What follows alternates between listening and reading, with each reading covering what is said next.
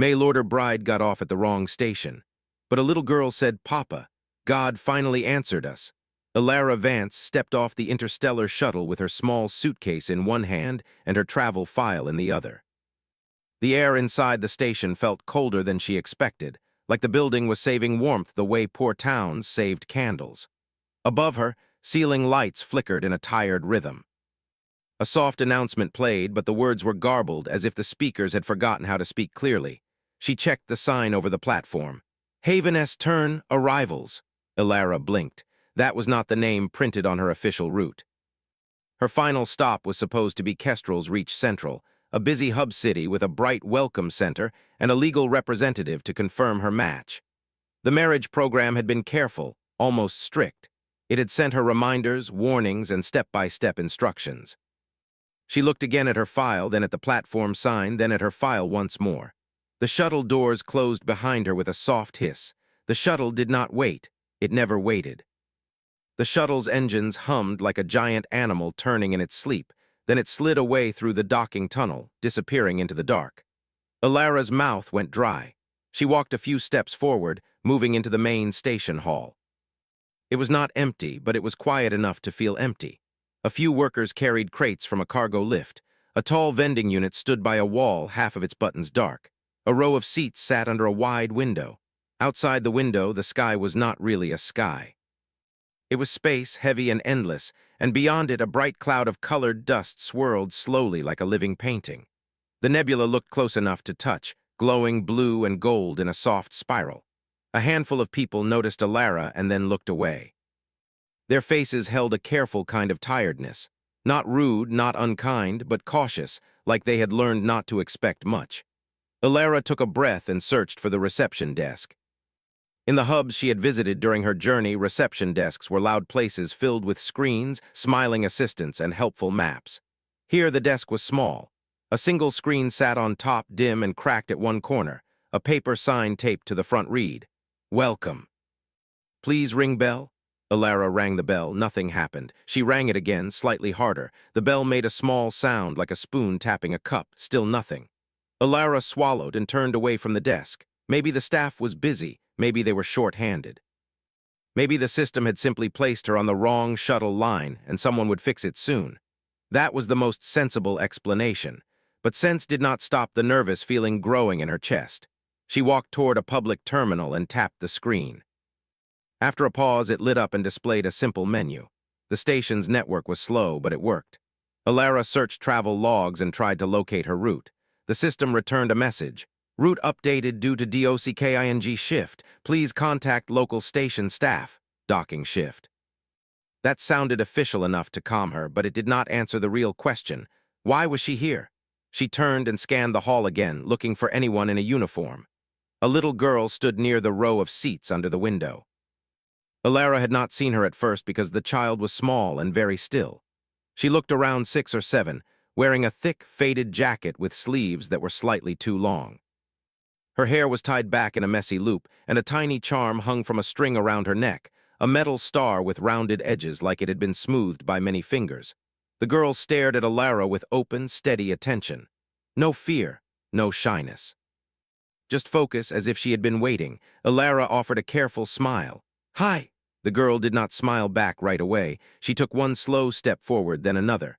Her boots made soft sounds on the station floor. Elara felt a strange pinch in her heart. The child's face was clean, but her eyes carried something older than her age. Not sadness exactly, more like worry that had learned to sit quietly. The girl's gaze shifted past Elara toward the docking tunnel where the shuttle had left. Then she raised her chin slightly and spoke in a clear, firm voice. "Papa," she said, loud enough to carry, "God finally answered us." Elara froze. For a moment she could not move, as if the air had turned thick. The girl was not looking at Elara anymore. She was looking behind her toward someone approaching. Elara slowly turned. A man walked toward them from a side corridor, holding a small tool case. He was tall, but not in a proud way. His shoulders were set like someone used to carrying weight. He wore a work suit with patches on the knees and elbows, and his dark hair was slightly unkempt, as if he had not had time to care about it. His expression was tired, but when his eyes landed on the little girl, something gentle moved across his face. He stopped when he noticed Alara. For a second he looked confused, then alert, then quietly concerned. His gaze flicked to Alara's suitcase, then to her travel file. Alara spoke first because the silence felt too heavy. "Hello," she said. "I think I got off at the wrong station." The man glanced down at the girl, then back up. "Myra," he said softly, "what did you mean?" The girl, Myra, did not look embarrassed. She just pointed at Alara like she was pointing at the sunrise. "She came," Myra said. "I told you." "I asked and she came." Alara's throat tightened. She did not like being talked about as if she was not there, but she understood the child was not trying to be rude. It was faith or hope or something close to it. The man's face flushed slightly. "I'm sorry," he said to Alara. "My daughter, she says things like that sometimes." "It's okay," Alara said. "I'm just trying to understand where I am." The man nodded once, as if that made perfect sense. "You're at Haven's Turn. It's not a common stop for most travelers." "I'm supposed to be at Kestrel's Reach Central," Alara said, holding up her file. He leaned forward slightly, careful not to step too close. He seemed like someone who respected space, like someone who had learned that pressure made people pull away. "Are you here for the marriage program?" he asked, voice low. Alara's cheeks warmed. She hated how quickly her face betrayed her feelings. "Yes," she admitted. "It's a mail-order match, legal program. I'm supposed to meet my sponsor and a representative." The man's eyes widened, then narrowed in quick thought. "That hub should have handled your arrival. They usually do." "They usually do," Alara repeated, and the words sounded fragile. Myra stepped closer to Alara and tilted her head up. "Are you hungry?" she asked. "We have bread." Alara blinked, surprised. "I thank you." The man looked embarrassed again. "Myra, you can't just—" "She's not scary," Myra said, as if that solved everything. Alara gave the man a small, calming smile. "I appreciate the offer, but I should probably find station staff." He nodded and glanced toward the empty reception desk. His mouth pressed into a line like someone biting back a sigh. "Staff might take a while. The station is running on a thin crew today." "Today," Alara repeated. "Most days," he corrected gently.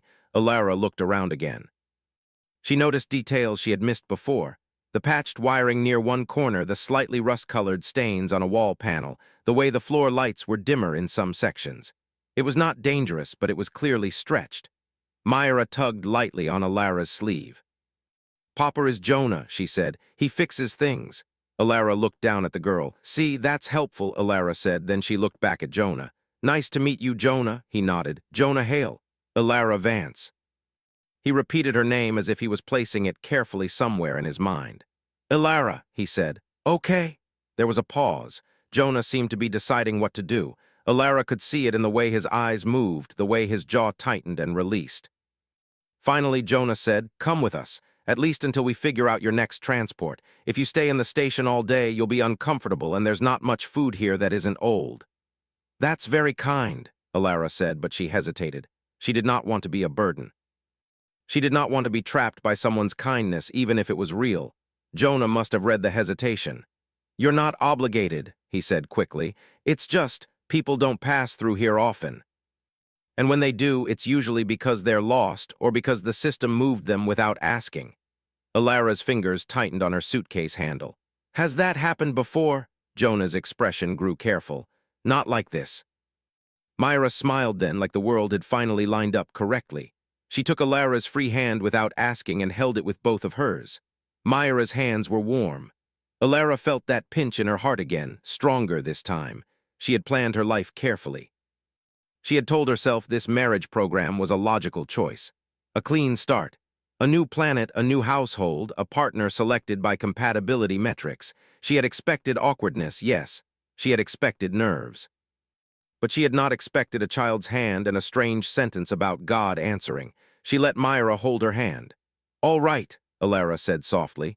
"I'll come with you for now."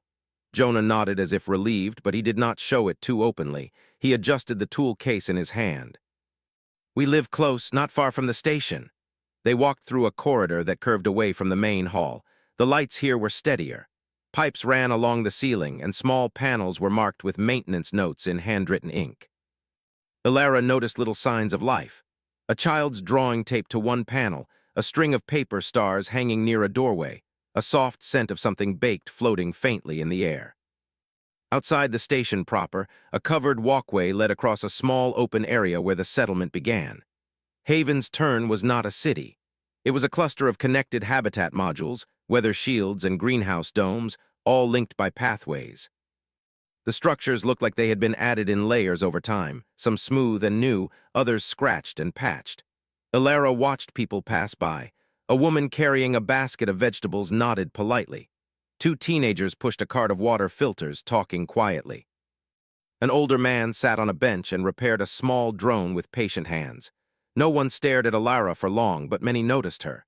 She was a new shape in a place that did not get many new shapes. The sky overhead was strange and beautiful. A soft glow drifted across it, colored lights like aurora even though it was still day. The nebula's light filtered through the upper atmosphere like stained glass. Myra pointed upward. "The sky sings sometimes," she said. "Ilara has just arrived," Jonah said, sounding like he was trying to keep Myra from overwhelming her. "It does sing," Myra insisted. "Papa hears it too, but he pretends he doesn't." Jonah's ears reddened. "That's not."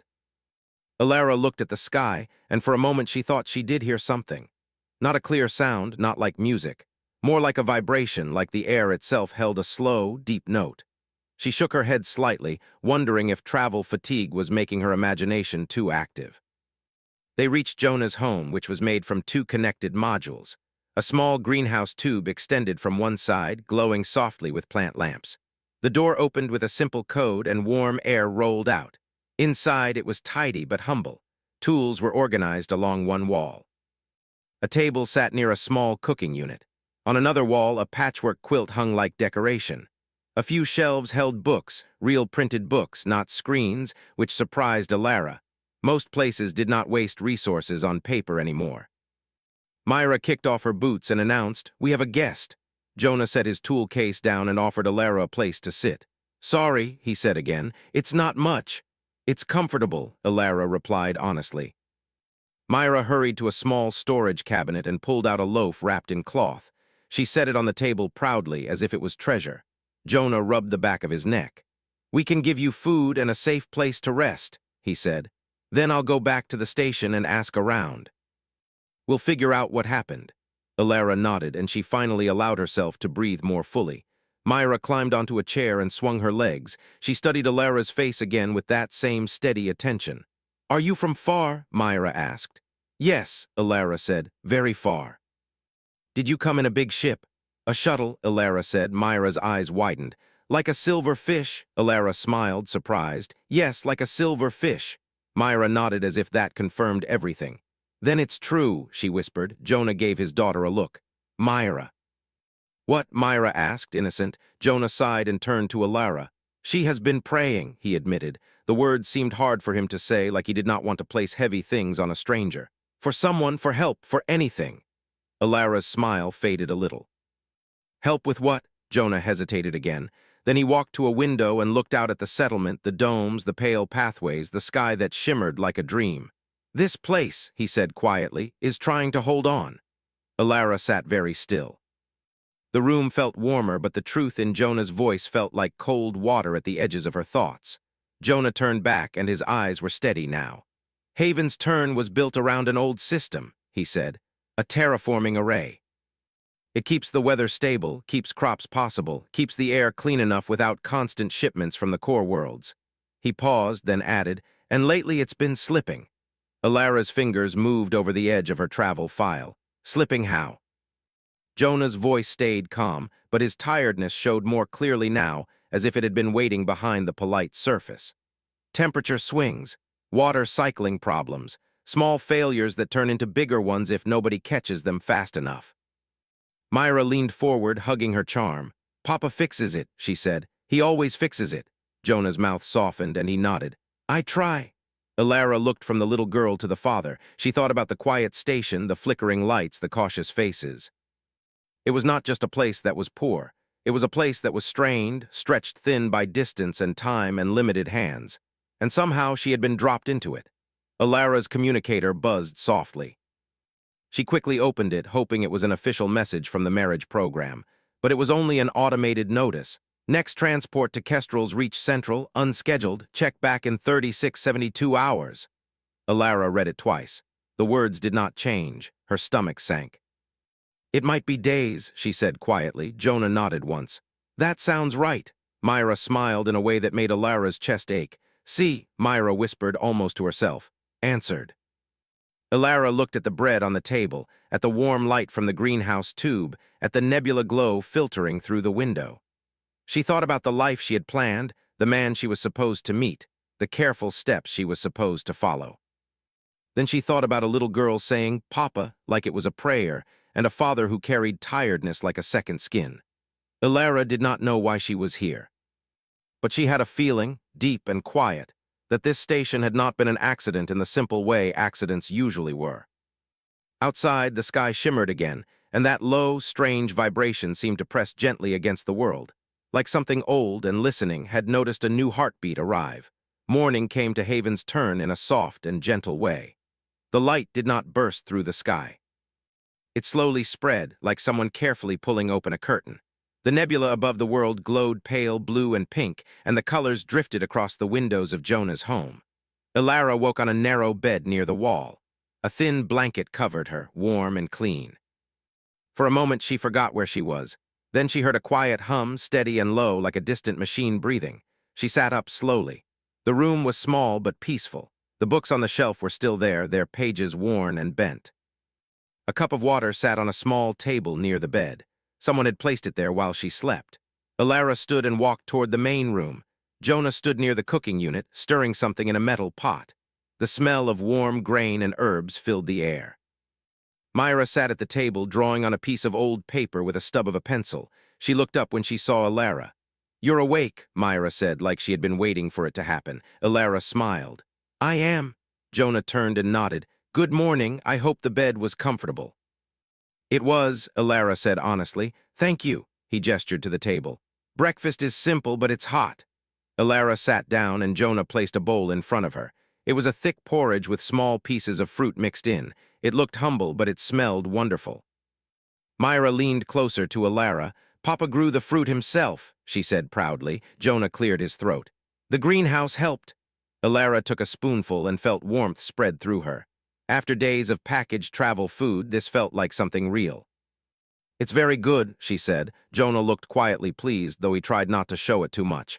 After breakfast, Jonah picked up his tool case. "I need to check the East Climate node today," he said. "It's been giving strange readings."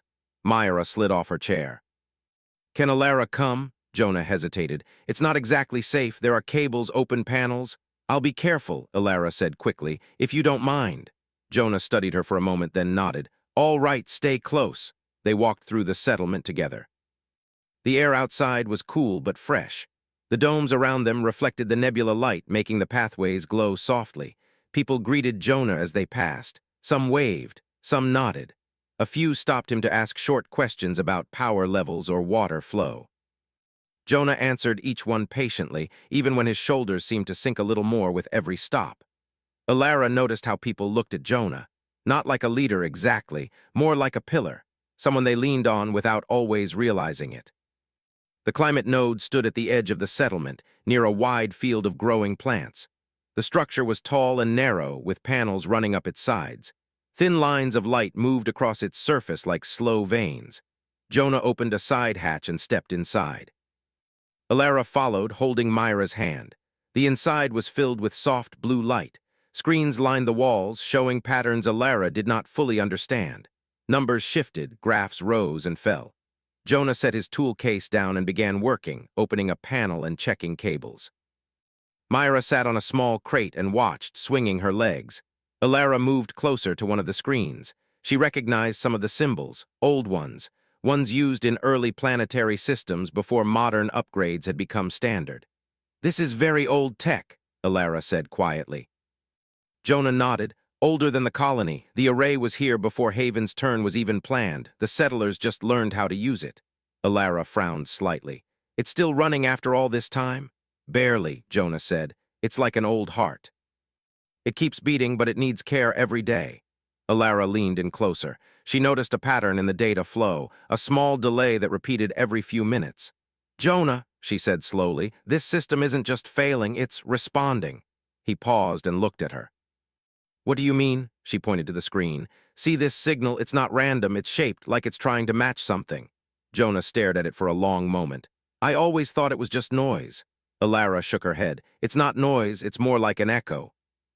Myra tilted her head. Like the sky singing? Alara smiled softly. Yes, like that. They worked together for hours. Jonah fixed cables and replaced worn parts. Alara helped adjust the signal flow, smoothing out the delays. The air in the node grew warmer as the system stabilized. Outside, clouds began to form in the sky. Soft gray shapes drifted in, slow and gentle. Myra clapped her hands. Rain day, she said happily. By the time they finished, the first drops were falling. The rain was light, warm, and clean. It soaked into the soil around the growing fields. People stepped out of their homes to look up, smiling.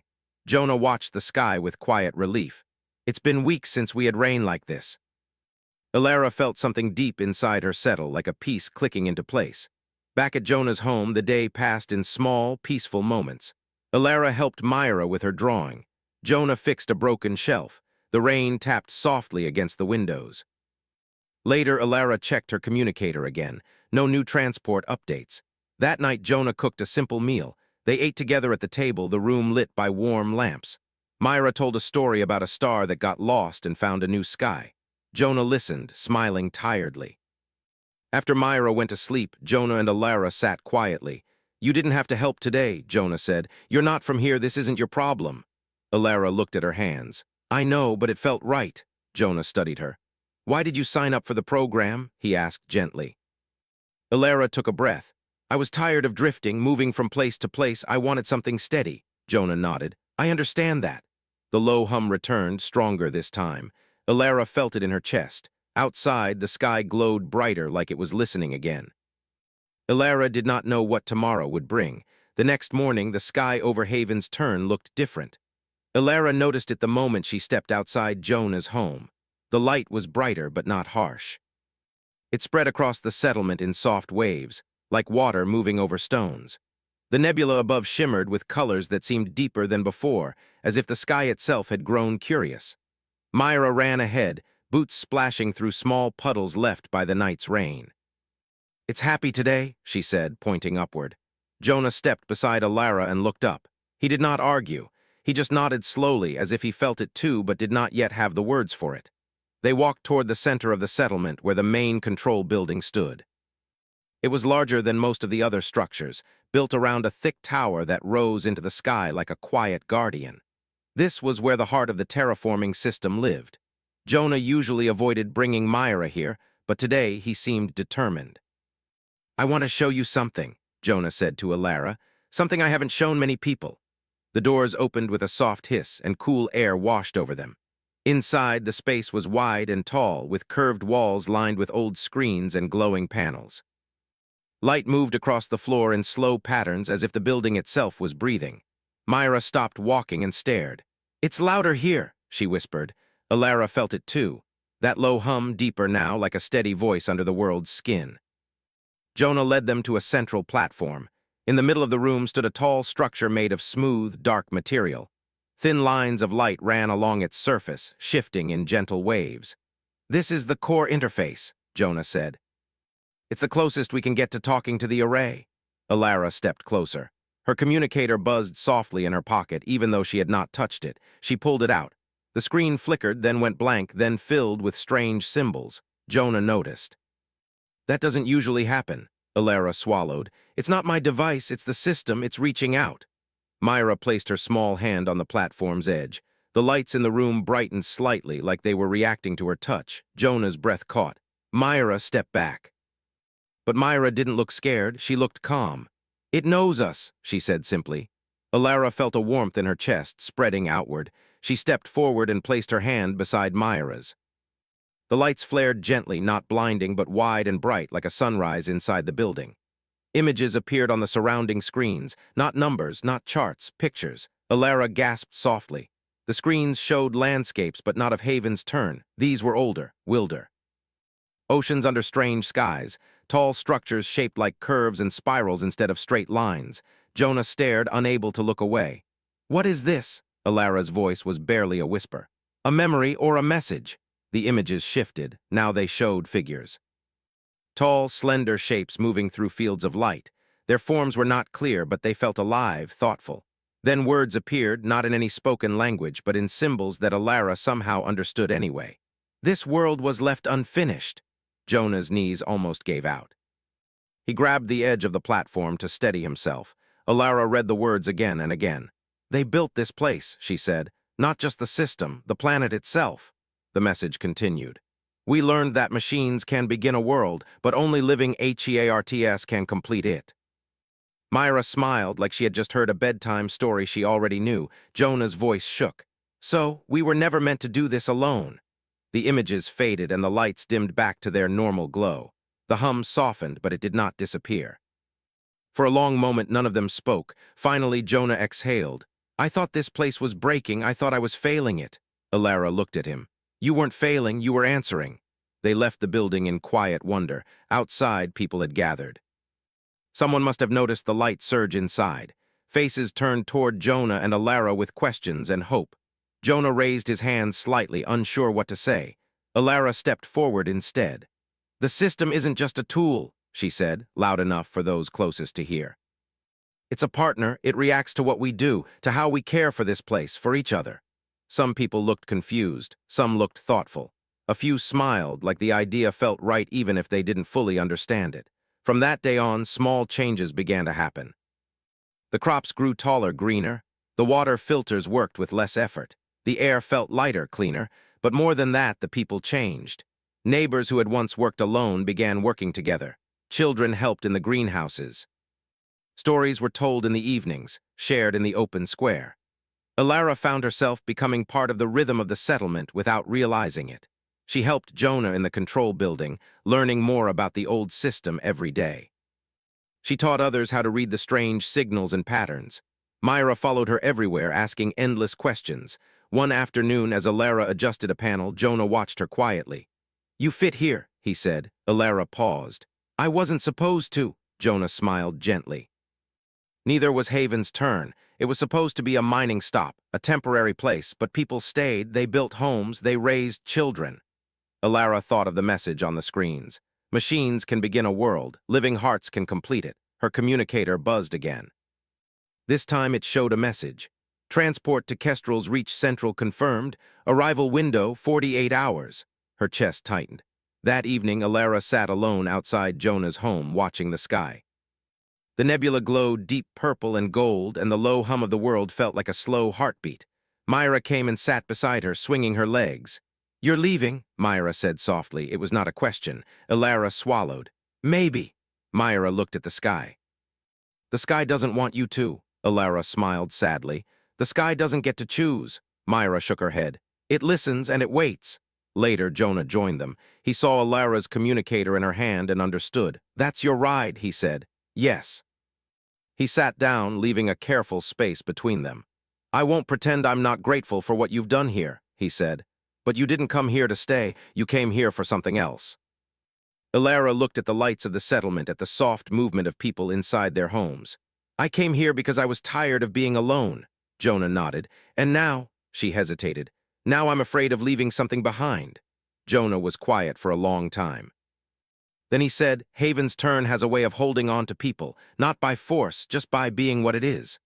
The next day, something strange happened. The control building lights surged again, brighter than before. The hum grew louder, deeper, like a voice clearing its throat. Alara and Jonah rushed inside. The screens lit up with symbols and images. This time the message was shorter. Choice is the final key. Alara felt her heart race. It's reacting to me, she whispered. Jonah looked at her, eyes wide. What do you mean? Alara turned to him. The system doesn't just need care, it needs commitment. It needs someone to stay, to listen, to choose this place. Myra ran in and grabbed Alara's hand. I chose you, she said simply. The building grew warm, like sunlight was pouring through invisible windows. Alara closed her eyes. She thought of the man waiting for her on Kestrel's Reach. A stranger chosen by numbers and profiles, a life that might be safe and simple and quiet. Then she thought of this place, of a child who believed the sky could answer. Of a man who carried a world on his shoulders without ever calling himself a hero. She opened her eyes. I don't know what I'm going to do, she said honestly. The message on the screen did not change, it did not push, it did not demand. It waited. That night, the sky over Haven's Turn glowed brighter than it ever had before. Soft lights moved like rivers across the stars. People gathered outside, pointing upward, whispering. Myra stood between Jonah and Alara, holding both their hands. Alara felt the low hum rise through her feet, into her chest, into her breath. Somewhere far away, a transport ship prepared to leave a bright, busy station. Here, on a quiet world that was learning how to breathe on its own, a choice hung in the air like a star waiting to be named. The morning of the transport window arrived with a sky full of quiet light. Alara stood near the window inside Jonah's home, watching the nebula shift and glow. The colors moved slowly, like a living thing breathing in and out. The low hum of Haven's Turn was softer today, but it was still there, steady and patient. Her communicator rested in her hand. The screen showed the same message it had all night. Transport departure in 12 hours. She closed her eyes for a moment. Behind her, Myra was sitting on the floor, carefully lining up small metal pieces from Jonah's toolbox. She was building a tiny city with them, complete with roads made from string and towers made from bolts. Jonah stood near the kitchen unit, pretending to focus on cleaning a cup that was already clean. No one spoke at first. The quiet was not uncomfortable, but it was full. Finally, Myra looked up. "Are you packing?" she asked. Alara turned. "I haven't decided yet." Myra nodded like she understood. "Sometimes the sky waits too." Jonah set the cup down.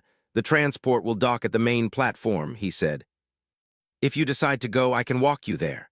Alara smiled gently. "Thank you." They spent the morning together, doing small, normal things. Jonah repaired a broken light panel near the door. Alara helped Myra read from one of the old books on the shelf. The story was about travelers who crossed a desert and found a river that wasn't on any map. Myra liked that part the most. Around midday, Alara stepped outside alone. The settlement was alive with quiet movement. People tended plants, carried tools, and talked in low voices. The air felt warmer than usual, and the sky's colors seemed to follow her as she walked. She made her way to the control building. Inside, the hum grew stronger. The lights along the walls brightened as she approached the central platform. The screens turned on by themselves. No images this time, no landscapes, just words. "You have seen what this world can be." Alara's breath caught. "I don't know if I'm the one you need," she said softly, even though she wasn't sure who or what she was speaking to. The lights pulsed once, slow and steady. "This world does not need a perfect heart, only a present one." Alara felt tears sting her eyes. She pressed her palm against the platform, feeling its gentle warmth. "I'm afraid," she admitted. "If I stay, I might fail. If I leave, I might regret it." The words on the screen changed. "Both paths are human," she laughed quietly through her tears. "That's not very helpful." The lights dimmed slightly, like the system was smiling in its own strange way. She left the building with her thoughts heavier and clearer at the same time. As she walked back, she noticed something new. Small lights were appearing along the pathways, glowing softly even though the sun was still high. People looked at them in surprise and wonder. A woman near the greenhouse whispered, "It's like the world is lighting the way." Alara reached Jonah's home to find Jonah and Myra waiting outside. "It's starting," Jonah said. "The transport just entered the system." Alara nodded. They began walking toward the station together. The path felt longer than before. Every step seemed to carry more weight. At the station, the platform was brighter and busier than usual. A few travelers stood near the edge, waiting with bags and cases. The shuttle hovered in the docking tunnel, silver and smooth, like a fish made of light. Alara stopped a few steps back. Myra squeezed her hand. "You don't have to go," she whispered. Jonah looked at Alara, his face calm but his eyes searching. "Whatever you choose," he said, "it will be the right choice because it will be yours." Alara took a deep breath and stepped forward. A station worker approached her, holding a small device. "Alara Vance?" he asked. "Yes," she said. "Your transport is ready. Kestrel's reached Central. Marriage program intake will meet you on arrival." The words felt distant, like they were being spoken underwater. Alara looked at the shuttle. She imagined the other world, the bright city, the person waiting for her, probably nervous, probably hopeful in his own way, a life that could be simple and safe and planned. She looked back at Jonah and Myra. Myra's eyes were wide and shining, but she didn't cry. She just watched, like she was listening for something only she could hear. The low hum of Haven's Turn reached even here, faint but steady. Alara turned back to the station worker. "I need a moment." He nodded and stepped away. Alara walked a few steps closer to the shuttle. The door began to open, a soft light spilling out. She stopped at the edge of the platform. Her communicator buzzed. A new message appeared. Incoming transmission. She opened it.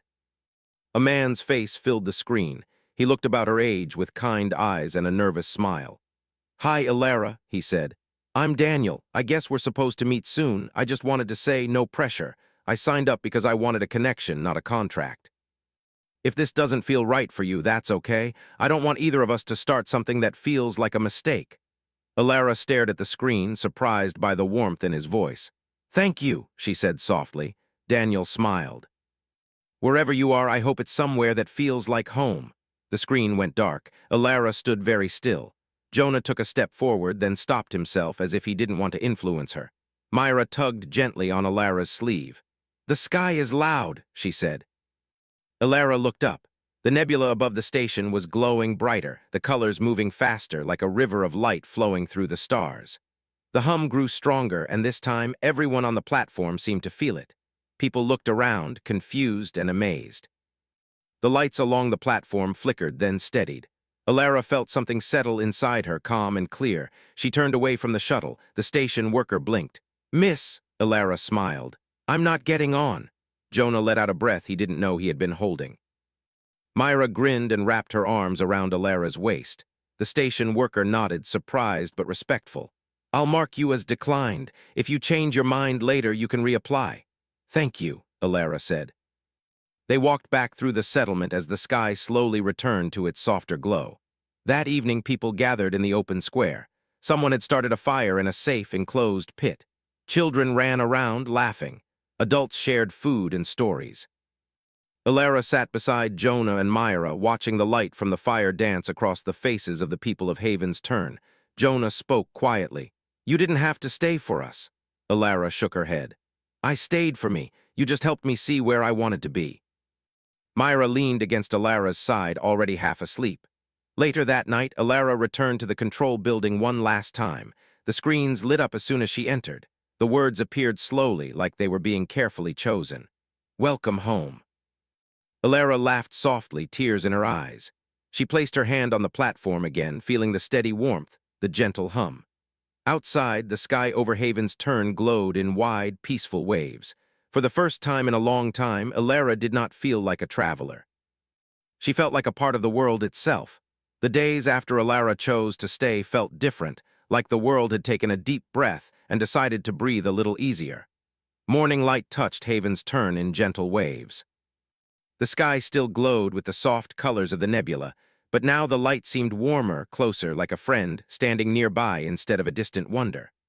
The low hum of the world was steady and calm, no longer loud or urgent, just present. Alara woke early and stepped outside Jonah's home. The air smelled fresh, filled with the clean scent of growing plants and warm soil. People were already moving through the settlement, carrying baskets, tools, and small boxes of parts. There was a quiet energy in the way they worked together, like everyone had found a shared rhythm. Myra ran past her, laughing, chasing a small floating drone that someone had repaired and let loose as a toy. Jonah followed behind, calling out gentle warnings about not running into anyone. Alara smiled and walked toward the control building. The doors opened smoothly now. The lights inside were brighter and steadier than before. The screens along the walls no longer flickered or glitched. Instead, they glowed with calm patterns of light and data, moving in slow, peaceful flows. Alara stepped onto the central platform and placed her hand on its surface. The warmth was still there. The hum answered her, soft and welcoming. She did not need words anymore. She felt the connection in the quiet space inside her chest, in the way the air seemed to shift slightly when she focused, in the way the system responded when people worked together outside. Later that morning, Jonah joined her. I checked the east and north nodes, he said. They're stable, better than they've been in years. Alara nodded. It's not just the system, she said. It's the people. They're paying attention. They're caring in ways they didn't before. Jonah looked out through the tall window at the settlement. Children were helping an older woman carry water containers. Two neighbors were fixing a broken path together, laughing as they worked. I think you're right, he said. It's like everyone finally believes this place is worth the effort. Alara smiled softly. Over the next weeks, Haven's turn began to change in small but powerful ways. The greenhouse domes grew brighter as plants flourished. New flowers bloomed along the pathways, planted by children who wanted to make the settlement prettier for the sky.